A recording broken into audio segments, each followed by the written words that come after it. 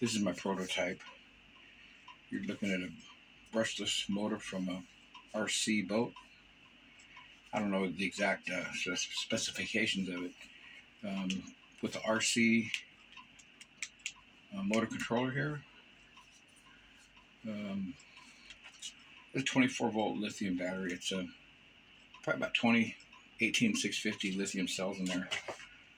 I was using just 12 volts to run the motor. It spins okay, not too bad, but it's nothing like this one. This one's double the power. It just jumps. I'm going to give you a real quick demonstration of exactly what this horsehair on the motor will do here.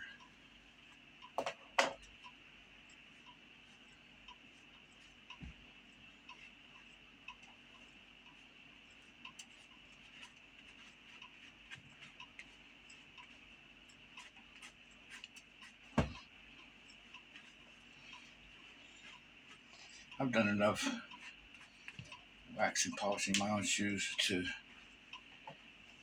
know that the real crease areas of your shoe where you bend your toe, you can get that part polished and actually use wax and fill in the cracks, and it'll start out looking wonderful. But put your foot in there, get some weight on it, you flex that leather with the wax, pop off, and you can really see the creases. So what I kind of do is just put a little bit on the crease area and just use the brush and work at it to get a nice shine out of it. The tip of the boot is where I pretty much just try to get the shiniest part. It'll stay shiny as long as you don't kick stuff and scuff it up.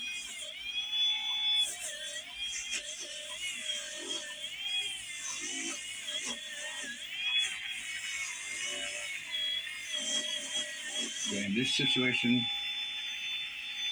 you don't want to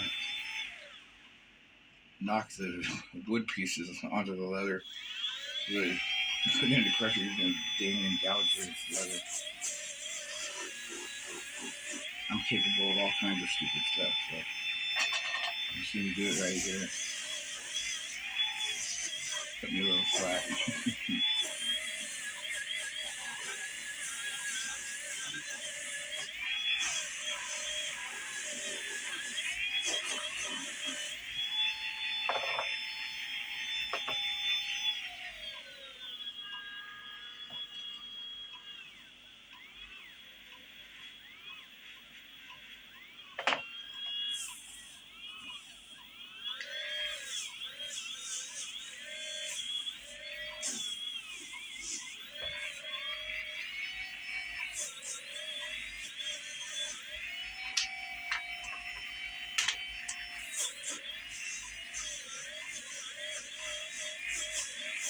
The water only takes a tiny bit. All it really does cools down the wax, makes it harden up quicker.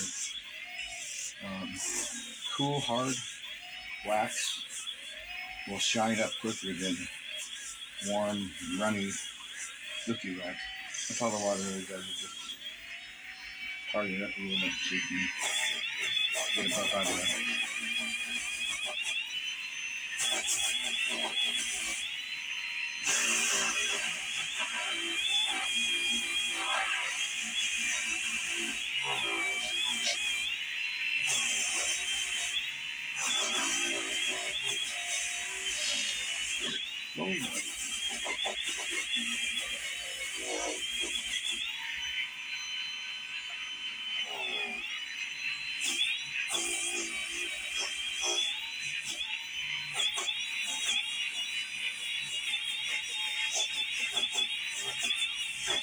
And there is such a thing as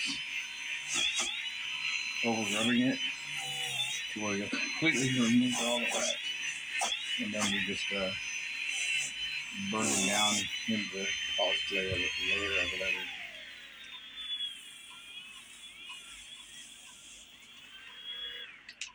This brush is actually made to be used like this. That's the correct way to really use horsehair.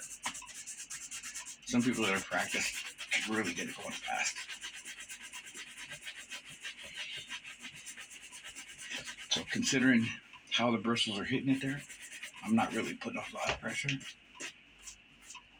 It's the soft rubbing that brings out the luster. So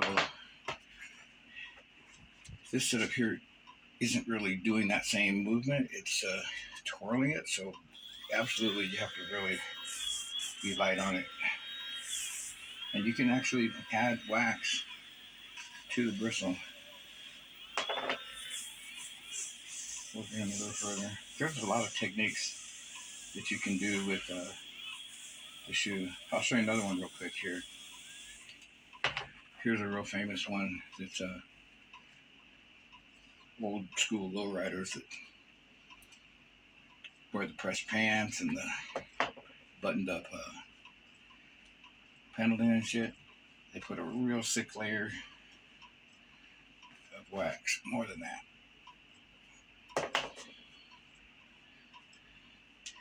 Put a nice thick coat.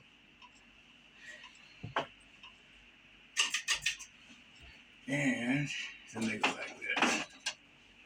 Used to see this a lot. Using heat. Yeah, I hope you can see this. The heat will turn it shiny. Look at that. Kind of cooks it in a little bit. And once again, there is such a thing as burning your leather. You're kind of pushing it in when you're doing this. A real well polished shoe will take dozens of layers of wax. When you put some on there and you buff it and move it around, you're removing quite a bit, but at the same time, it does build up. You know, those multiple little layers add up to one thicker layer. I'm probably not telling you anything that you didn't already know or figure out, but that's pretty much what they do. If you look, sorry. Some of those little spots, I'm scared of getting it too hot. It really got it shiny in a couple spots, but I just wet the horsehair. And I'm gonna try this.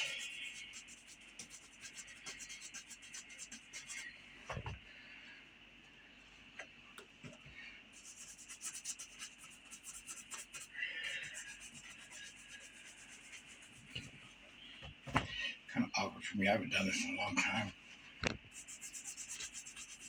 Yeah, all I did is just barely raise the top. You don't want to drag it through real hard. You don't want to rub the wooden part onto the leather, obviously. So my little contraption there isn't doing the same motion that I'm doing right now. This is ideal for coming up with a quick, shiny stuff.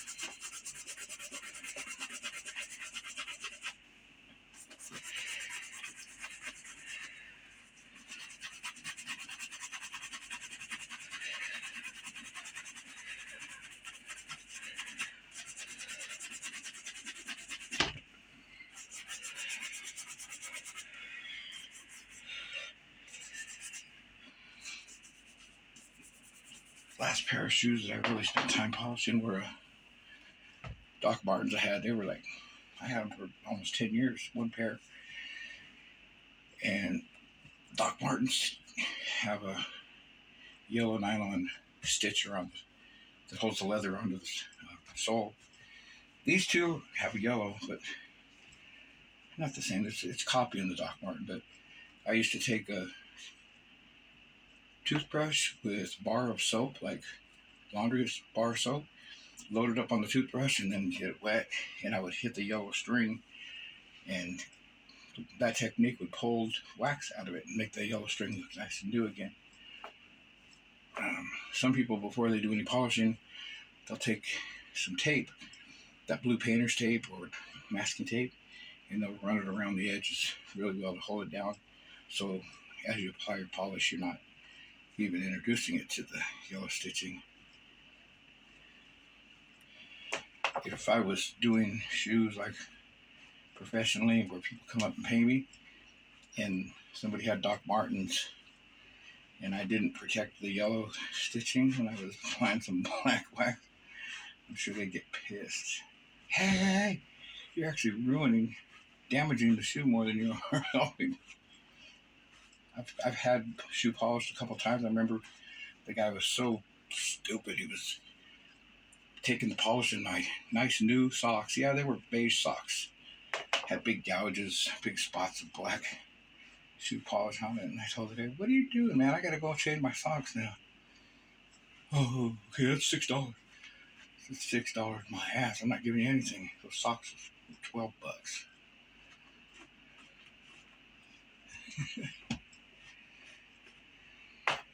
I'm just full of stories, though.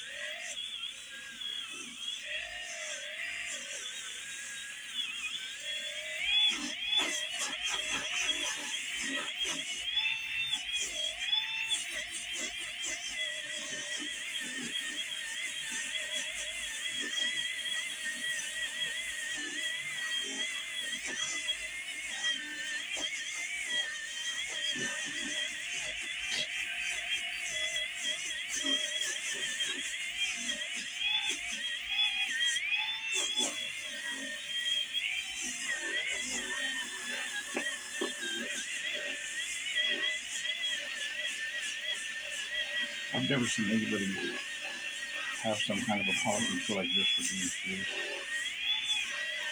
Seriously, I should look into like patenting or register this as like a trademark. Or who knows? I don't know what the right words are. If I could sell something like this, it'd be more of a novelty than it would be really super effective. But they sure make quick work with this kind of thing. And you know what? It's kind of fun. To be honest with you, it is kind of fun watching the wax get shinier and shinier as you hit it.